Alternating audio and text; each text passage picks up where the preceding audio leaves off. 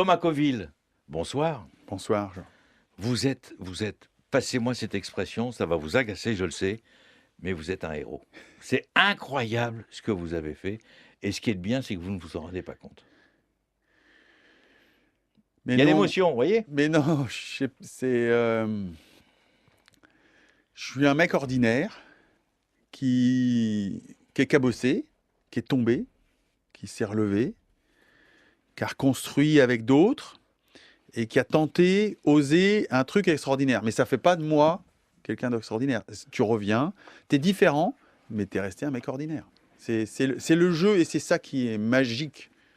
Et c'est ça qu'on défend ensemble depuis des années. Je peux pas cacher l'émotion que j'ai d'être ce soir avec. À cette émission Stade Bah Bleu. oui, oui, je peux. C'est pas possible. Oui, mais quand vous dites je suis un mec ordinaire, Oui. ok, possible, c'est possible. Sauf que vous avez fait un exploit extraordinaire. Et ça, il faut quand même l'accepter à un moment ou à un autre. Ouais, ouais, mais par contre, il n'est pas dû. Déjà, c'est un sport mécanique, la voile. Donc, il y a un tiers du job qui est fait à la conception, à la construction, avec des techniciens, des ingénieurs et puis des gens en CAP, des petites mains. Et là, avec Sodebo, on a fait une rupture technologique de tenter quelque chose avec un bateau que ça n'avait jamais été tenté de cette taille-là, et de pouvoir effectivement rester et de jouer avec les systèmes météo. Par contre, ça, c'est fantastique. C'est une rupture technologique fantastique. Après, il y a une partie physique. Alors là, c'est plus l'athlète. Et là, il faut se préparer. Là, oui, il y a des moments de doute et c'est la limite de l'exercice, de temps en temps, elle est fragile. Et puis la troisième partie, elle est liée effectivement à l'histoire et au chemin qu'il faut faire pour aller jusque-là, qui est plus mental. Non, mais ce qui est extraordinaire, et vous le dites très justement, vous battez ce record, bien sûr, on va y revenir, mais vous êtes ce qu'on appelle un athlète de haut niveau, parce que les gens ne se rendent absolument pas compte que d'avant de monter sur votre bateau pour battre ce record du monde, vous vous préparez, je veux dire, techniquement, vous vous préparez mentalement, vous travaillez avec vos collaborateurs, etc., mais vous travaillez surtout physiquement aussi. Ah ouais, là, C'est l'athlète, c'est c'est l'athlète. quotidiennement. C'est Ouais, quotidien. ouais, ouais. Là, C'est pas par hasard. non, On monte pas sur le bateau, on se met pas derrière la barre comme le capitaine Haddock et puis on s'en va. non, mais même l'image qu'on avait des navigateurs dans les bistrots, c'est fini, hein. C'est fini Ah, ça. ça, c'est... Heureusement Ouais, d'ailleurs. ouais, ouais, ouais, non, là, on est passé d'une toute autre ère et que ça soit François, Armel, tous, on est tous aujourd'hui contraints, hein, mais c'est une hygiène de vie, puis c'est un style de vie, c'est quelque chose que j'aime. Alors, moi, j'ai pas de mérite parce que j'aime l'entraînement. En fait, j'aime ça. C'est même quelquefois un moyen pour moi exutoire. Par contre, même là-dessus, cette année, j'étais différent. Et ça, ça a été une jouissance que de rencontrer une personne, notamment là, Fanche, qui m'a changé même dans l'entraînement du quotidien. Quelle magie de pouvoir, par l'autre, aller dans profondeur et ces changements. Si vous êtes là aussi, c'est parce que c'est vrai qu'on se connaît depuis longtemps, Thomas Coville. Ouais. C'est grâce aussi à mon ami Fabrice Rigobert qui suit la voile pour France Info. Fabrice, je suis persuadé que vous mourrez d'envie de lui poser une question Qu'est-ce que vous ne qui lui avez jamais posée. Allez-y.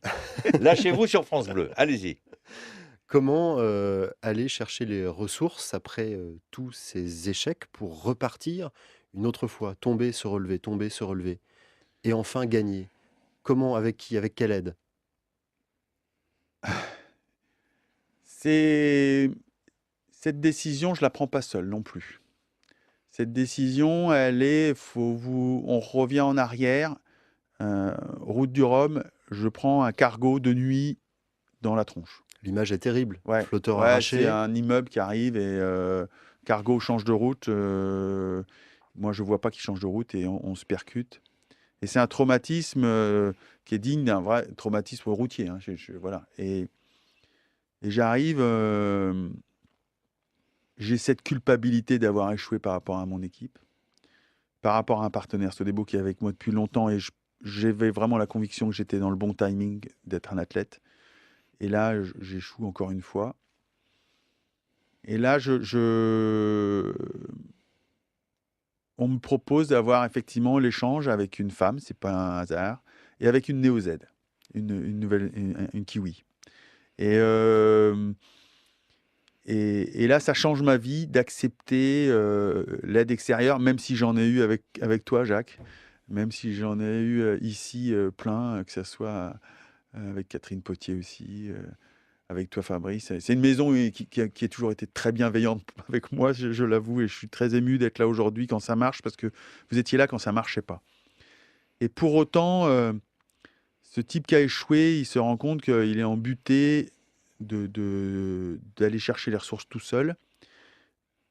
Et il faut réussir à retrouver, on en parlait à l'instant, l'alignement entre le petit garçon que tu étais quand tu démarres cette envie de naviguer qui te rend singulier, et ce que tu es aujourd'hui et ce que tu as envie de devenir. Alors ça paraît très nébuleux comme ça, mais finalement, quand vous arrivez à toucher à ça et à cet alignement, ça prend un sens qui après est sans faille. C'est quelque chose qui, dans les moments difficiles, euh, quand vous vous retrouvez après dans des grosses vagues et tout, c'est ça qui fait que la petite voix intérieure, elle fait que vous êtes plus fort et vous savez que vous l'avez. Thomas Coville, merci d'être avec nous en ce dimanche soir. Je sais que ça vous agace quand je parle de ce côté héros, je ne vais pas insister lourdement, mais est-ce que vous êtes conscient quand même que vous avez fait rêver des gens? Est-ce que vous êtes conscient qu'il y a des gens qui auraient aimé être à votre place ou aimé vous encourager ou aimé vous téléphoner en vous disant vas-y Thomas, tu vas gagner, tu vas battre ce record, on est derrière toi, etc. Bon, ils ne pouvaient pas le faire parce que vous étiez concentrés, mais il y avait plein de gens qui avaient envie de le faire. Vous en êtes conscient? Pas toujours. Pas toujours, non. Pas toujours. En fait, je suis un peu dans mon monde, hein. C'est pas que je suis autiste, hein. Euh, mais je suis très ému et à la fois, j'accepte aujourd'hui que le rêve que j'ai réalisé ou ce que je fais m'échappe. Et, je suis très impressionné d'ailleurs de l'empathie ou de la bienveillance que les gens ont et à quel point finalement ils s'approprient ce que j'ai fait ou ce que je fais et qui rentrent dans ma tête. Et c'est fantastique, hein. Et ça donne énormément de sens, par contre, à ce que je fais et ce que j'ai envie de faire. Et ça décuple la motivation. Ça dépasse le monde du sport. Ou peut-être au contraire que le sport moderne, il est là pour ça. Il est là pour que nous aussi, on ait cette pierre à l'édifice de vivre ensemble et qu'on ne laisse pas effectivement ce fonds de commerce aux gens qui veulent nous faire peur, qui veulent nous attirer vers le moins bien. Et, et- et on a cette chance, nous, de vivre d'une passion et d'être pris par ça. Et on a ce rôle-là. Vous m'avez toujours dit, ce record, de toute façon, à un moment ou à un autre, je vais le battre. Vous l'avez dit. Peut-être dans 10 ans, peut-être dans 15 ans, Voilà. quand on s'est connus il y a quelques années, et vous l'avez battu. Alors que vous avez eu quelques échecs, mais vous êtes reparti. Il y a des gens qui disent, allez, Covid repart encore, il va essayer de le battre. Mais est-ce qu'il est capable de le battre? Est-ce qu'il va vraiment pouvoir le battre, etc. Et finalement, c'est vous qui aviez raison, parce que vous avez jamais lâché. C'est le plus important, c'est de ne jamais lâcher dans la vie, non? Ouais, oui, mais ça, j'en reviens à C'est une cette. motivation, c'est une culture. Ouais, c'est une éducation. Mais je reviens à cette notion finalement, c'est camusien, hein. Voilà. Bien sûr. On- moi, j'avais ça en moi, dans mon ventre. Je l'ai. Je peux même le décrire. Il est physiquement en moi. Je le ressens. Et il est logé à un endroit précis. Et j'avais besoin de l'exprimer et d'aller jusqu'au bout de ça pour devenir. Et tant que j'avais pas exprimé ça, c'était même compliqué pour moi et mon entourage. C'est là où ça prend aussi par capillarité, et c'est ça qui est très agréable dans une victoire, c'est justement quand ça se diffuse, quand ça rayonne et que après chacun y prend ce qu'il a envie et ce qu'il a besoin et le soulagement. Vous pouvez imaginer le soulagement d'un petit garçon ou d'une jeune fille qui a vu son papa rentrer avec les bottes lourdes, et puis là, ça marche. Rien à l'échelle de notre famille, c'est juste extraordinaire. Magique, magique. Après, que ça se dilite et que ça aille plus loin, c'est le. Et plus pour moi aujourd'hui, Vous voyez cette scène des coupées de champagne là, dans les mauvais mariages, là, où on met le champagne en haut et puis ça dégouline. Oui. Eh ben voilà, moi c'est un fluide qui au départ me transperce. C'est même un fluide un peu visqueux. Et après, il se diffuse avec le plus grand nombre. Et avec toi, Jacques, avec vous, on diffuse au plus grand nombre et c'est ça qu'on fait. Et c'est ça qui donne un sens, qui porte. Non, mais vous donnez du rêve. Je reviens toujours à cette phrase qui est peut-être récurrente. Vous donnez du rêve. Ouais. Et c'est le plus important. C'est le propre De la vie. de la vie. Déjà, de la vie. Ouais. C'est pourquoi le musicien, le peintre, c'est ce qu'il fait. C'est même l'essence même. Je pense que ça ne fait que ça. Fabrice Rigobert. Vous avez passé 49 jours seul. Est-ce que ce n'est pas trop brutal de se retrouver là depuis une dizaine de jours avec tout ce monde qui vous tombe dessus? On a du mal à imaginer ça, nous qui n'avons jamais vécu ce type de situation. Attendez, pour se faire plaisir, 49 jours, 3 heures et 7 minutes. Voilà. Seul. Ouais, puis là, vous êtes. C'est les 7 minutes les plus dures, non? Ouais, mais c'est exactement ça. C'est les 7 dernières minutes parce que jusqu'au bout, c'est ça qui est très difficile en voile dans un sport comme ça. C'est que jusqu'au bout, il peut tout arriver. Un match, quand tu mènes de 3 buts et que tu es à 10 minutes de la fin, bon, tu peux assurer. Pareil, en voiture, en machin. Bon. Là, jusqu'aux 7 dernières minutes, il peut tout arriver. L'invité de Stade Bleu, Thomas Coville, légende maintenant. On se retrouve dans quelques secondes. L'invité en ce dimanche soir, Thomas Coville. Alors, il y a quelques secondes, on parlait des 7 dernières minutes de votre record. Je le rappelle, votre record, les 49 jours, 3 heures et 7 minutes, ça fait rêver pour des gens comme nous, Fabrice Rigobert, parce qu'on est incapable de rester 49 jours tout seul sans parler à personne. Ça, c'est insupportable, surtout dans un métier de radio, par exemple.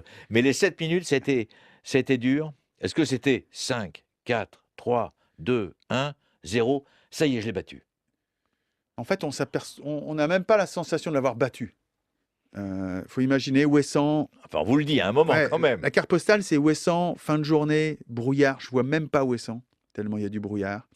Je suis tout seul. Mon trimaran, il arrive, il rentre dans la brume. Et là, je le vois, moi, c'est très virtuel. Hein, sur la cartographique, le trimaran, il passe la ligne. Il y a un bateau. Ouais, et il y a un bateau, c'est vrai. Il y a un bateau avec un monsieur. Et ce monsieur, c'est le monsieur qui me fait confiance pour la première fois pour faire mon premier tour du monde. C'est pas un monsieur qui s'attendrit beaucoup sur les gens habituellement, c'est Olivier de Kersauzon. Et il veut être là à ce moment-là. Parce que je sais qui c'est. Et il sait que je sais que je sais.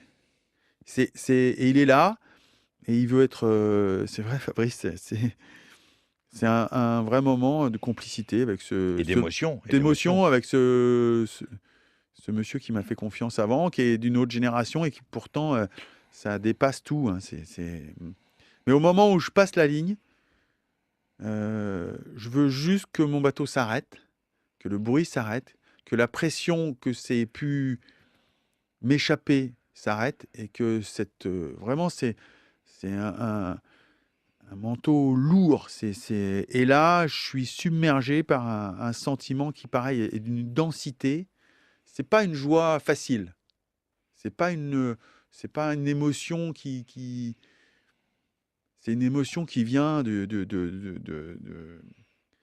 d'années. C'est une émotion qui va jusqu'au petit garçon. C'est quelque chose de très fort, mais qui est presque lourd à porter et qui est, c'est toute ma vie. Et vous avez besoin de ce moment de silence. Vous avez besoin de ce moment, je veux dire, de quelque part, sans exagérer, peut-être de prière. Ouais, j'ai besoin de ce Peut-être que moment. c'est exagéré, mais peut-être qu'on a l'impression, sans vous en rendre compte, que vous êtes en train de prier parce que vous avez vous avez enfin battu ce record du monde. Donc ce moment de silence déjà, important. En fait, je suis pas mystique, mais je crois effectivement aux prières. Les choses qui relient les gens et Moi aussi. qui Moi font aussi. que à un moment donné, on contrôle pas forcément tout ça, mais et là, c'est un moment de communion avec moi mon introspection, ce que j'ai vécu, tout ça d'un seul coup, espèce d'avalanche qui vous remplit, alors que vous avez 15 secondes avant, ou même pas quelques secondes avant, vous avez l'impression au contraire d'avoir tout donné et d'être complètement vidé. Donc c'est entre ce moment où vous avez tout donné, vous êtes vidé, et ce moment où d'un seul coup cette avalanche, elle vous rentre dedans avec cette densité, vous vous remplissez. C'est énorme. C'est... C'est énorme et c'est émouvant surtout, Ouais, parce que ouais. de la manière dont vous le parlez, dont vous en parlez, je veux dire, c'est un moment d'une intensité incroyable psychologiquement. On est vidé Ouais, après. et je rebondis sur ce que tu disais tout à l'heure, Fabrice. En fait, il y a ce moment-là où tu es vraiment en toi, quoi. Et, et tu te rends compte que ça va être très difficile de communier ça avec les autres. Ça va être très, très difficile. Et même, tu redoutes le moment où tu vas te retrouver avec les autres. Parce que c'est complètement unique. Je sais pas comment je vais faire. Et c'est là où l'empathie des autres, la bienveillance des autres fait que ça se fait très naturellement. Alors que, Est-ce que 10 jours après, la solitude te manque? euh, alors, je vais juste faire une distinction entre solitude et solitaire. Je souffre jamais de solitude en mer, parce que la solitude, c'est quelque chose que tu n'as pas choisi. Moi, j'ai choisi de partir en mer en solitaire parce que c'est un vrai mode de vie, parce que j'aime ça. J'aime me retrouver avec juste le vent, les vagues, et je choisis ça. C'est un luxe même incroyable. Donc Ça, ça manque. ça manque, ouais, ouais. Mais je l'ai en moi et je sais que j'ai connu ça, mais c'est ce qui fait qu'on retourne dans ces endroits hostiles. C'est ça qui fait qu'on... ça a beau être dur, ça a beau euh, de sentir le souffle presque d'un iceberg, d'être dans le souffle d'une vague, de sentir la vague vous grandir, monter sous vos pas et sous vos pieds, et d'un seul coup de prendre le trimaran et ça part d'un seul coup. C'est une sensation qui est dans moi. L'invité de Stade Bleu en ce dimanche soir, Thomas Coville, il vient de battre le record du monde. Alors, je rappelle le temps parce que c'est quand même tout à fait impressionnant. 49 jours, 3 heures et 7 minutes. On a parlé des 7 dernières minutes avec le recul du temps. Quel a été, même si vous avez battu le record, le moment le plus difficile, le plus critique, où là vous êtes dit intérieurement, attention, il faut que je sois hyper concentré, il faut que je fasse hyper attention, parce que là, ça peut mal finir, honnêtement, avec le recul du temps. C'est l'océan Indien. On rentre dans un noyau d'une très grosse dépression. Il y a un noyau de vagues moyen à plus de 10 mètres. Et j'ai une infection au genou qui est allée jusqu'à effectivement infecter le liquide lymphatique. Ouf. Et là, On n'en a pas beaucoup parlé, hein. non, et là, je me retrouve finalement dans la tête des gens qui sont hospitalisés, qui sont sur un lit d'hôpital et tout, mais moi je suis tout seul dans mon bateau et j'attends depuis 3 jours que l'antibiotique fasse effet. Et ça fait pas d'effet. Et là, vous êtes à peu près 5000 km de l'Australie, vous pouvez pas faire demi-tour, et il n'y a pas beaucoup d'options et il n'y a pas beaucoup d'issues. Et là, mentalement, c'est vrai il y a un step à passer, il y a un doute qui peut s'installer. Physiquement, vous êtes altéré dans votre corps, dans votre chair, et vous avez la pression de cette nature qui ne va pas s'arrêter parce que vous avez mal. Là, c'est dur. Et à un moment, ça s'arrête.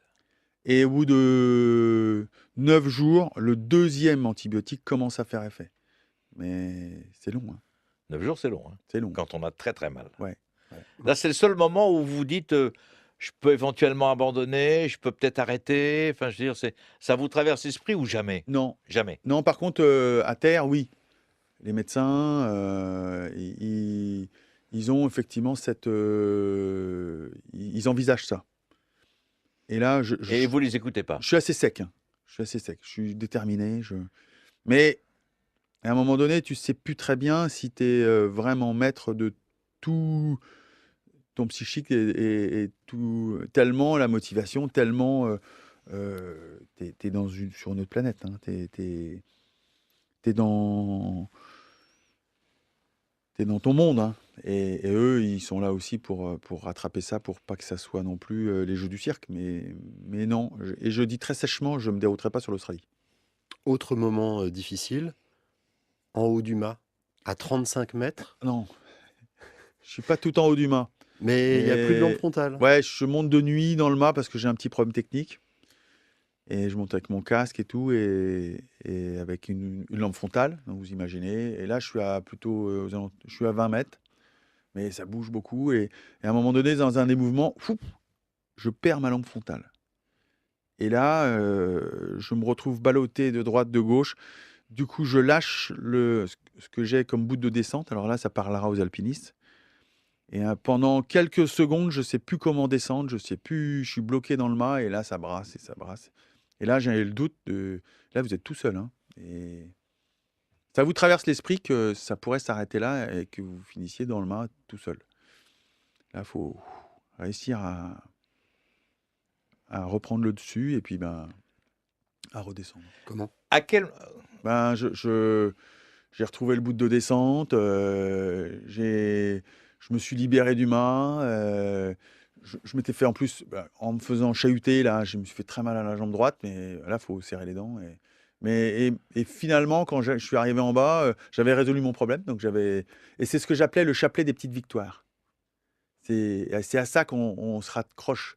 Ce petit chapelet que vous créez, victoire après victoire, et c'est des petites et des grosses. Et là, c'est ce qui construit un- instant par instant, à chaque fois, la victoire finale. Vous projetez sur le 49 jours, 3 heures, c'est impossible. Et c'était pas du tout mon attitude. Par contre, ce chapelet des petites victoires, je peux dire que ça a été le moteur. Thomas Coville, l'émission va bientôt se terminer. Alors maintenant, tout le monde se pose la question, qu'est-ce que vous allez faire? Quel est votre prochain challenge? Alors déjà, c'est sans fin un sport mécanique. C'est ça qui est. Et on est à un moment historique de la construction navale, là, et une génération d'une chance inouïe. C'est qu'on est pionnier sur ces grands bateaux et qu'on est en train de découvrir et de défricher. Donc, on a cette espèce de vertige de tout découvrir. On est dans les années 50 de l'aéronautique. Donc, c'est très enthousiasmant. Et là, la technologie nous aide énormément. Et puis, pendant le tour du monde, où je me battais contre un temps, je me suis 2-3 fois imaginé avoir un concurrent, et je me disais, est-ce qu'il aurait fait mieux? Et du coup, avec François que ce soit Gabard ou Armel Lecléache, et avec Yves Le Blévec, et avec d'autres coureurs, on s'est fait comme des gamins, t'es pas cap. Et on s'est donné rendez-vous fin 2019 pour faire une course avec ces bateaux, avec le terrain de jeu qui est la planète. Le premier qui arrive à Brest a gagné. Thomas Coville, merci d'avoir été l'invité de Stade Bleu. Beaucoup d'émotions. En tous les cas, nous, on est très contents ici à Radio France de vous avoir reçu. Vous êtes d'une fidélité éternelle. Merci à Fabrice Rigobert. Et on se retrouve bien sûr sur France Bleu, Stade Bleu, dimanche prochain. Et merci à tous de votre fidélité. Bonsoir.